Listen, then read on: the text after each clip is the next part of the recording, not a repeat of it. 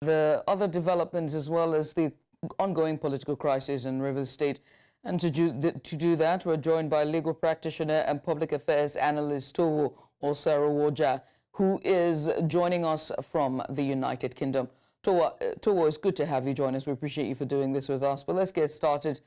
So much has happened in Rivers State, not just from the elections, but also months back. And it feels like this is a climax. So I have to ask you, what are the the potential political implications of Siminalayi Fubara allegedly backing the Action People's Party, APP, in Rivers State local government elections, despite being a member of the PDP? You are welcome, Judith. Can you hear me? Yes, loud and clear. Go ahead. Okay, first of all, let's look at it from this perspective. You just asked a question, and in answering that question, I want to ask in return, or ask the audience in return, that what is the benefit of Wike supporting the All Progressive Congress in the just concluded general election? So you could see that it's basically personal interest and maintain of all exhibition of power. And Rivers State as a state, if you look at every electionary regime, Rivers State has been known for violence. They've been known for political torso, which is quite different from what we have in other states. When it comes to politicians or political actors trying to take over a structure or trying to exhibit their power or stand on who they want to become an elected officer or a selected officer of the government. So, one, let me look at the perception of Wike and his attitude towards the current event. First of all, we should agree to the fact that Wike is a key factor when it comes to the PDP as far back towards the tail end, towards the general election. Because after PDP lost that at the central, if you look at the history thus far, you notice that Wike somehow can be linked to the fact that he bankrolled PDP to some extent. So that betrayal at the primary is what is still hitting him down to what is going on in Rivers State now. Mm-hmm. And if I may advise Wike, or if you have a political advisor, or if he's close to historian, he will know that the end result will not be that well with what is going on in Rivers State. The end result will not be that well. And we should try and borrow the leave from what some political godfathers or acclaimed godfathers or key actors do in their areas to maintain sanity and to wait for the next political dispensation. What is happening in Rivers State is also happening in Benue State, but it's not. You can't hear it.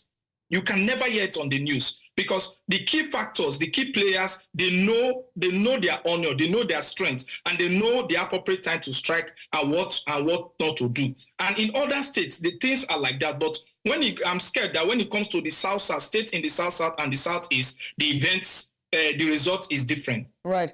I mean, speaking of, the internal dynamics that you just pointed out, you've pointed out Benue State, but let's look at South now, right? Especially with River State being our primary focus here. How might Wike's accusation against Fubara affect the internal dynamics of the PDP, both in River State and even nationally? Okay. First of all, you could see that you cannot underestimate the enormous power of the state governor.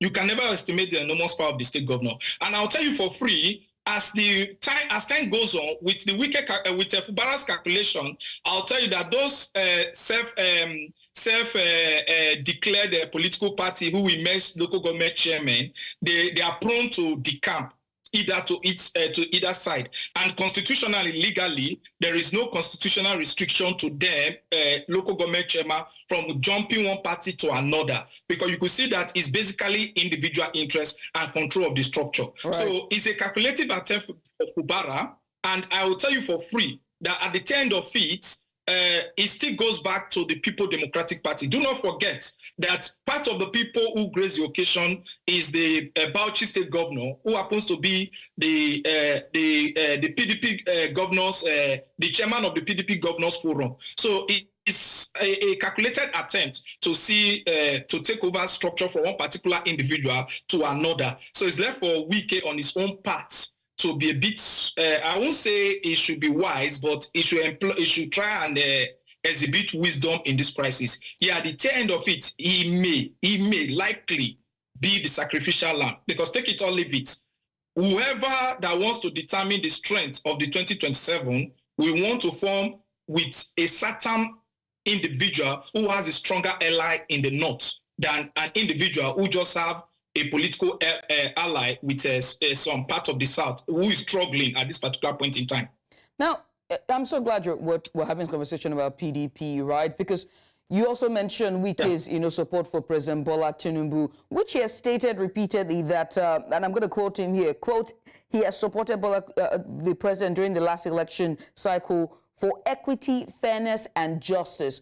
Giving his support and the APC in the 2023 election, how do you see his relationship with the PDP evolving in the near future? And I ask this because do you think that the PDP will have the willpower to be able to do the right thing, in quotation marks, when it comes to this situation? Well, the PDP, you should know that currently the PDP, the reason why Wike is still in the PDP is for the purpose of who is currently the acting chairman. And you know that when he's talking about equity and fairness, you discover that the acting chairman is not currently from the North Central. So if the acting chairman, when the fairness comes to play, you discover that Wike is going to pick his cap. And is going to pick his cap because the current acting chairman of the People's Democratic Party now is benefiting from this ongoing crisis in the party. Reason being that if the party is well organized, the chairmanship is going to shift from its current position to the appropriate position according to the understanding zoning and constitutional zoning when it comes to the chairmanship of the political party. Then for Wike on his own part, when you talk about fairness and equity, well, I will agree with him to some extent that what transpired at the PDP primary is enough for him to sit down and be careful in his political move and calculation. Because take it or leave it, you cannot underestimate the influence or the role Wike played in making sure that Tambuwal returned the governor of Sokoto State. But you could see what played out at the primary. Tambuwal categorically came out and supported Atiku. So you should know that when it comes to politics, individualism, as far as it is in Nigeria, matters a lot. Then outside the individualism, proper calculation also matters a lot. Then at the tail end of it, you discover that PDP, just like any other political party, may not likely be stable for the 2027 general election that is coming, because individual players are more than the general interest of the party. Right. So it's individualism. And for Wike support for Tinubu, well, I could see how far it could go, but I know Tinubu to be someone who is so calculative, whose interests will be so whose decision will be so determined by his interest and what he can get from any other person, what he can get from you.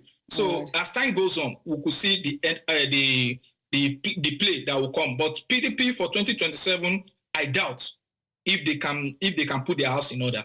All right. Well, Towo, I must say thank you so much. So much for an opposition party, especially at a time like this where we need checks and balances when it comes to the executive arm of governance. But once again, Towo, many thanks. Towo is a public affairs. You're welcome. Thank you.